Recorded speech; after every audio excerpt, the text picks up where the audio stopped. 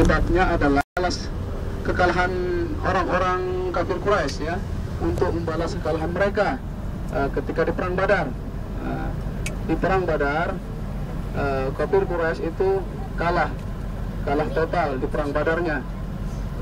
Itu disebutkan di perang Badar itu yang meninggal orang-orang Quraisy 70 orang, dan ditawan juga sebanyak 70 orang. Itu di perang Badar. Sedangkan kalau orang Islam itu yang meninggal sekitar sekitar 14 orang yang meninggal. Sekitar 14 orang yang meninggal, 8 dari kaum Ansor dan 6 dari kaum Muhajirin. Itu terjadi pada perang Badar. Nah, karena kekalahan orang-orang Quraisy di perang Badar inilah maka terjadi perang Uhud ini untuk membalas kekalahan mereka, di mana pada perang Badar yang sebelumnya yang terjadi pada tahun 1 Hijriah itu yang terbunuh itu gembongnya Quraisy, orang kafir Quraisy, yaitu Abu Jahal atau disebut juga dengan Abu Hakam. Dia yang terbunuh pada waktu perang Badar. Nah, terus anaknya yang bernama Ikrimah bin Abu Jahal inilah bersama Abu Sufyan dan lain-lain yang merencanakan perangan pada perang Uhud ini. Yang membunuh Abu Jahal itu 2 orang pemuda pada perang Badar.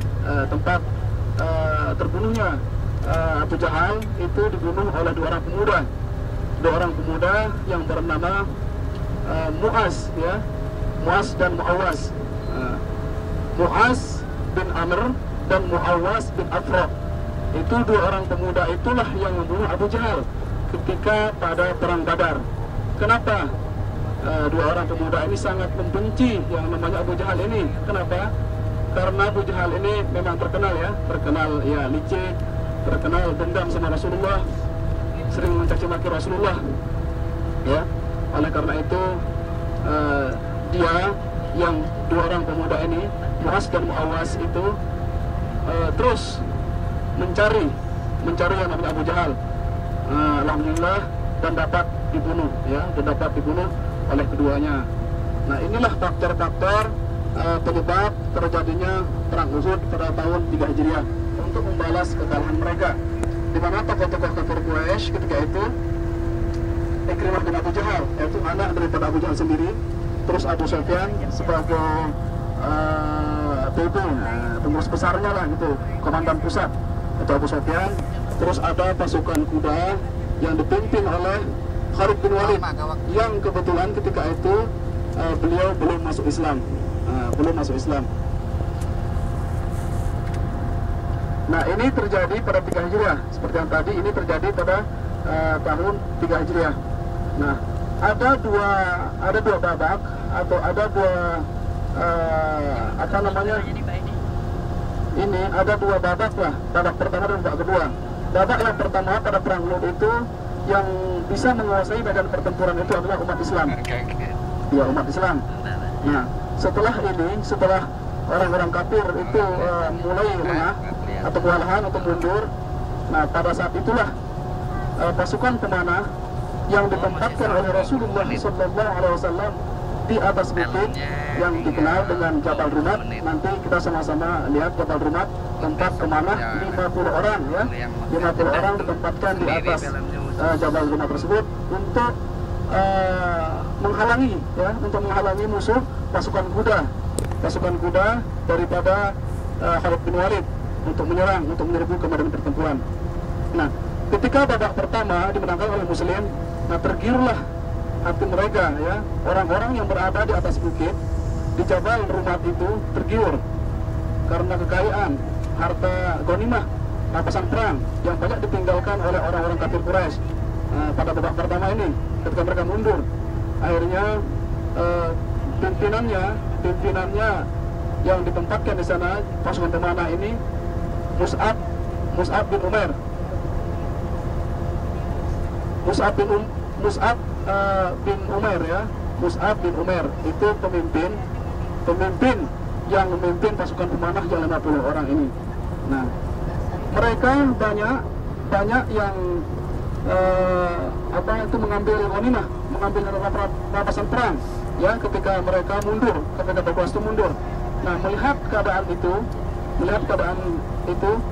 Khalid bin Walid itu memutar arah, ya, melalui balik gunung, balik bukit itu, maju kudanya bersama pasukannya sekitar 300, ya, pasukannya sekitar 300 orang, memutar balik melalui jalur Jabal Rumat ini, karena tidak ada para pasukan pemanah yang ketika itu sedang sibuk untuk mengambil harta rampasan, makanya terjadi pertempuran lagi.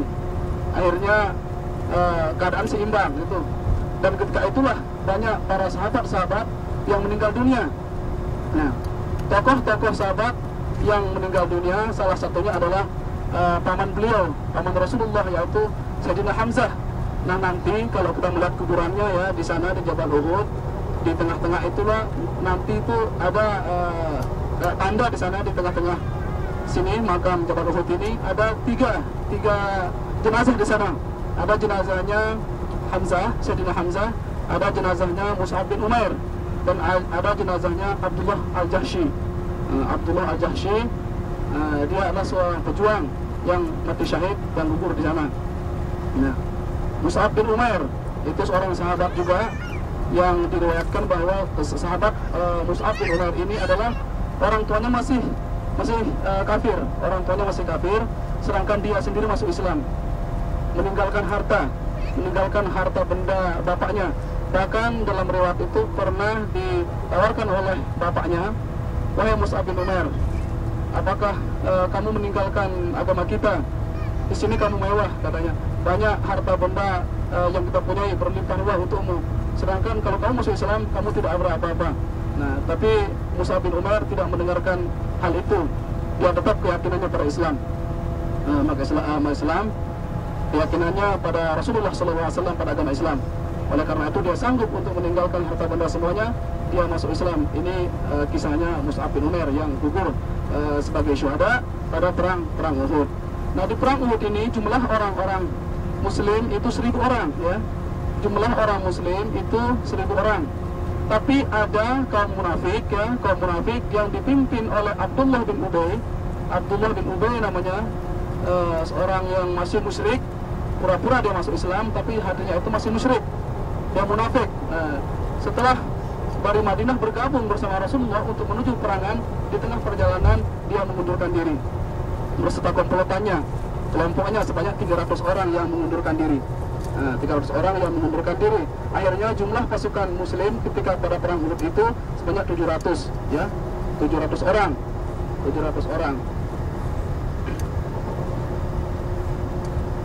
Nah, dan hal-hal yang lain lagi di sana yang gugur di perang Uhud itu adalah dikenal seorang sahabat yang bernama Hanzalah, ya. Hanzalah ini salah satu sahabat yang dibandingkan oleh malaikat.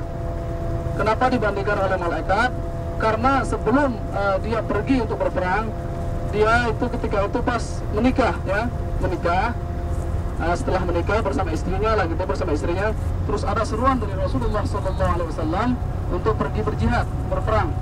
Nah, seorang sahabat yang bernama Hanzalah ini tidak berpikir panjang, dia langsung segera ikut sama Rasulullah SAW untuk berperang. Dia belum mandi junub, ya, Hanzalah ini belum mandi junub. Oleh karena itu dia dimandikan oleh malaikat, yang hal itu dalam makna hadis, ya, itu Rasulullah SAW melihat Hanzalah ini dimandikan oleh malaikat, sehingga rambutnya itu basah rambutnya. Inilah di perang Uhud, ya, kisah-kisah atau peristiwa pada perang Uhud pada tanggal 3 Hijriah, ya, Yang selanjutnya nanti setelah perang Uhud ini ada namanya perang Khandaq. Perang Khandaq itu terjadi sekitar tahun 5 Hijriah, ya, 5 Hijriah, atau dikenal dengan Al-Ahzab. Nah, pada perang Khandaq inilah turunnya ayat surat Al-Ahzab, ya, berkelompok-kelompok, surah Ahzab, karena wahyu itu banyak turunnya itu ada kalanya waktu dingin, waktu panas, waktu beliau di kamar beliau, hadori, safari dan lain sebagainya. Nah, mungkin ada hal-hal yang ditambahkan oleh Ustadz Edi. Silakan Ustadz.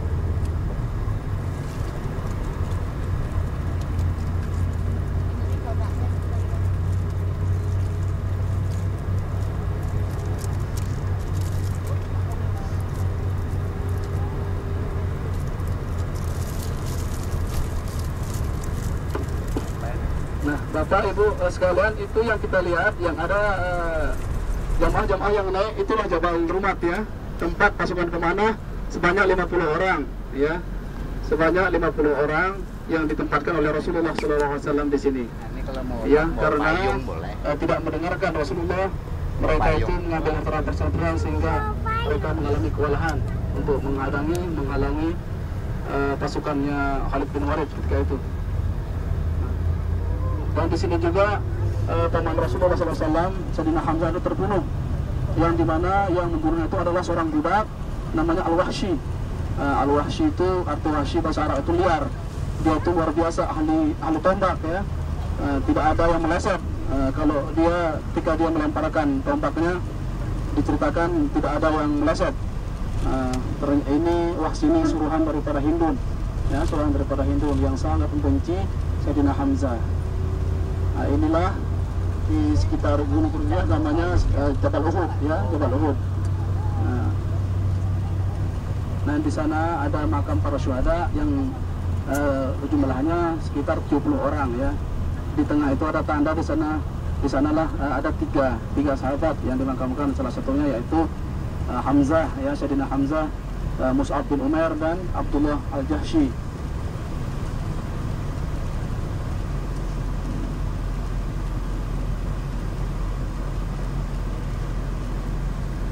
Ya, sebelum kita parkir, kita sama-sama turun Pak ya, Bu, sama turun menyaksikan kubur para syuhada. Sana berdoa sebentar, setelah ngambil foto-foto ya, ngambil foto-foto, yang mau berfoto-foto. Setelah itu kita melanjutkan perjalanan.